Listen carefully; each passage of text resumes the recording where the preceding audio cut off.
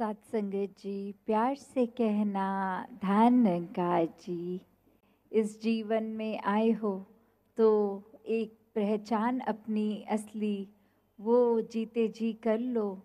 जैसे अक्सर हम सुनते हैं कि self realisation through God realisation, कि कैसे एक आत्मा जब शरीर बदलती है और वो उसी भुलेखे में कि ये जो चमड़ी है, ये जो बॉडी मिली है, इसी का ही एक असली हम यही हैं।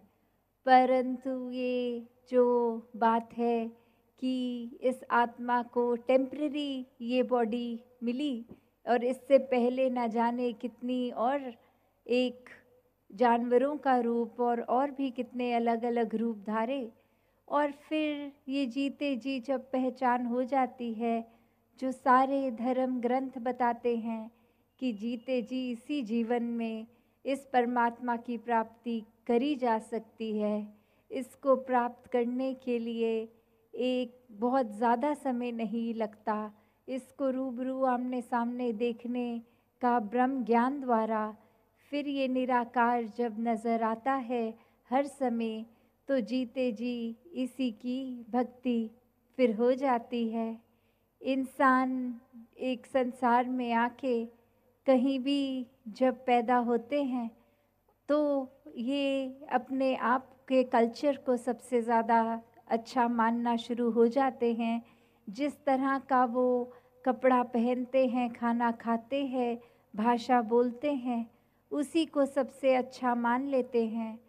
तो कैसे एक वो बात कि इस परमात्मा ने हर एक प्राणी की रचना करी है, हर एक इंसान के अंदर ये परमात्मा ही है, तो फिर कोई अच्छा कोई एक बुरा नहीं हो सकता, सभी श्रेष्ठ हैं। तो कैसे एक ये इंसान की जो आंखें होती हैं, मन के भाव होते हैं, वो हमेशा एक दूसरे में भेदभाव ही देखते हैं। वो हमेशा कोई ना कोई फ़र्क करने का नज़रिया रखते हैं। ये एक बायसनेस वाली दृष्टि से देखते हैं कि कौन अच्छा है, कौन बुरा है।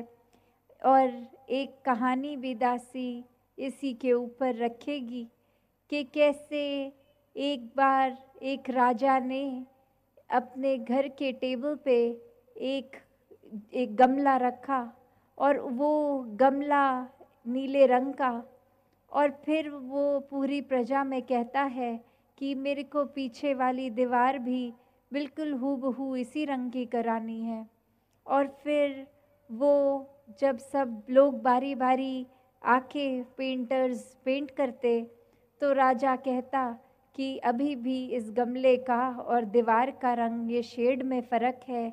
कोई लाइट कर रहा है, कोई डार्क कर रहा है, कोई थोड़ा सा रंग बदल रहा है। तो कैसे वो राजा कह रहा है, नहीं, जो मेरा गमला है, दीवार का रंग तो सेम मैच नहीं हुआ। फिर एक व्यक्ति आता है, वो कहता है मैं पेंट करूँगा, पर सब चले जाइए, मुझे अकेला छोड़ दीजिए कमरे में। और वो दीवार को जिस कलर से पेंट करता है, उस गमले को भी उसी कलर से कर देता है। तो वो राजा देखता है कि वाकई ही दो रंग अब वो बिल्कुल सेम डिट्टो कलर एक वो हैं। तो मन में भाव यही आता है कि कैसे एक नज़रिया जो फ़र्क देखती थी आँख, वो एक अब एक रंग देख रही है। और वही बात ब्रह्म ज्ञान द्वारा भी होती है कि फ़र्क अगर हो भी ना हो, ये एक दृष्टि, एक नज़र जीवन में हर एक को फिर मिल जाती है कि सब अपने हैं, कोई पराया नहीं, किसी चीज़ में भेदभाव मन नहीं करता। ये रंग, ये कोई भी स्टेट के हों, सब इंसान फिर एकता की नज़र से एक समान नज़र आते हैं। तो कैसे इस जीवन में जब इंसान हैं, तो वो सिर्फ शक्ल आकार ही इंसान जैसी ना हो। इंसान को जो असल में इंसान बनाता है, वो अपने अंदर का स्वभाव वो मानवीय गुण, ह्यूमन वैल्यूज़ होती हैं कि एक हम इंसान तो हैं, पर काम हम इंसान वाले कर रहे हैं कि नहीं, वो बात होती है कि वाक़ई ही किसी इंसान में इंसानियत है या नहीं है। और सिर्फ़ एक वो व्यवहार में इंसानियत, अच्छी आदतें, अच्छी भाषा, प्यार दिल में होना, दिल का विशाल होना, नफ़रत ना करना, ऐसी बातें सिर्फ़ कोई ऊपरी पढ़ाई लिखाई से नहीं कि एक बचपन से किसी ने घर में सिखा दिया तो वो बात एक डाल ली मन में कि चलो जब कोई सामने होगा हम अच्छे बन के दिखा देंगे, और कोई जब नहीं होगा तो हम ऐसे ही अपने नेचर को एक अच्छा नहीं रखते हुए बहुत रफ बोली भाषा बोलेंगे।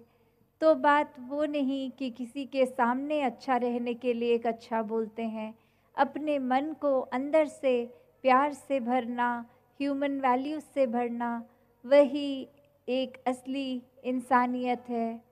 और ऐसी इंसानियत जीवन में आना हमेशा के लिए तभी संभव है जब इस परमात्मा, इस निराकार ईश्वर का एक दर्शन करके, इसको मन में बसा के हर समय के लिए इसके साथ हर पल जीवन का जिएं, तभी एक हमेशा के लिए हम अंदर से अच्छे हो जाएंगे। फिर किसी के साथ अच्छा होने के लिए कोई नाटक नहीं, कोई कुछ समय की अच्छाई नहीं, हर समय का जब ये दिल अच्छा हो जाएगा तो उस अच्छे दिल ने हर एक के साथ अच्छाई ही रखनी है। तो कैसे जीवन में हर समय एक, जैसे इस कहानी में भी दासी बता रही थी कि नज़र जो फ़र्क रखती है कि एक ये चीज़ अलग है, ये इंसान अच्छा है, इस इंसान का स्वभाव, नेचर मुझसे मेल नहीं खाता, और एक अच्छे तो वो ही हैं जो मेरे जैसे हैं। तो ऐसे भाव अगर इंसान रखता है तो वही बात कि एक अच्छाई सिर्फ़ वो अंदर से उसी को मानेगा, ये सिलेक्टिव एक बना लेगा दिमाग में धारणा कि यही अच्छे होते हैं और अच्छे नहीं। तो बात वही कि जब पूरी सृष्टि ही इतनी सुंदर इस परमात्मा ने बनाई, किसी का भी नेचर देखें तो किसी से सेम नहीं है। अगर हम उदाहरण में देखें कि जो एक पेड़ का काम है फल देना, छाया देना, वो समुद्र के पानी का अलग है काम, उसका एक शीतलता देना है, उसका विस्तार है। एक पहाड़ को देखेंगे, उसका काम है अलग। तो हर कोई पूरी सृष्टि में भी जितनी भी अलग चीज़ें हैं इस नेचर में, सब अलग अलग हैं। किसी का स्वभाव, एक काम दूसरे से मेल नहीं खाता, फिर भी आपस में कितने अच्छी तरह कोएग्जिस्ट करते हैं। एक आपसी सिर्फ एकत्व, एक देखने के लिए एक जैसे नहीं कि जो पेड़ की शक्ल है वो नदी की शक्ल नहीं है, जो नदी की शक्ल है वो पहाड़ की शक्ल नहीं है। तो कैसे अलग अलग दिखकर अलग अलग काम करने वाले फिर भी एकता में रहते हैं। तो और ये एकत्व इसलिए क्योंकि प्रभु ने इनकी रचना इस तरह करी कि अपना अपना हर कोई काम कर रहा है, फिर भी एक खूबसूरती से ही, लड़ झगड़ के नहीं, एक कोएग्जिस्टेंस में। तो वही बात जो इंसान है इस परमात्मा की रचना, तो इंसान आपस में फिर कोएग्जिस्ट क्यों नहीं कर पा रहे? इंसान कोई ना कोई कारण क्यों ढूंढ लेते हैं कि किसी से लड़ाई की जाए, किसी के प्रति मन के भाव अच्छे ना रखे जाएं।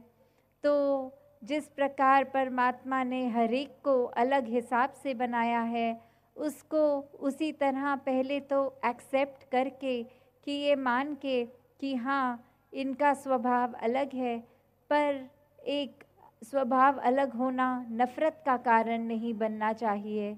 स्वभाव अलग होते हुए भी हर एक से बस प्यार ही होना चाहिए। जो भी मिला है इस दातार ने दिया है, इसका शुक्राना, कोई लाइफ में फिर कंप्लेंट्स नहीं होती। तो इस भाव से जीने वाले ही एक भक्तों वाला जीवन जीते हैं। हर पल में परमात्मा को शामिल करके एक मन के भाव अच्छे रखते हैं। सत्संगत जी, धन निरंकार जी।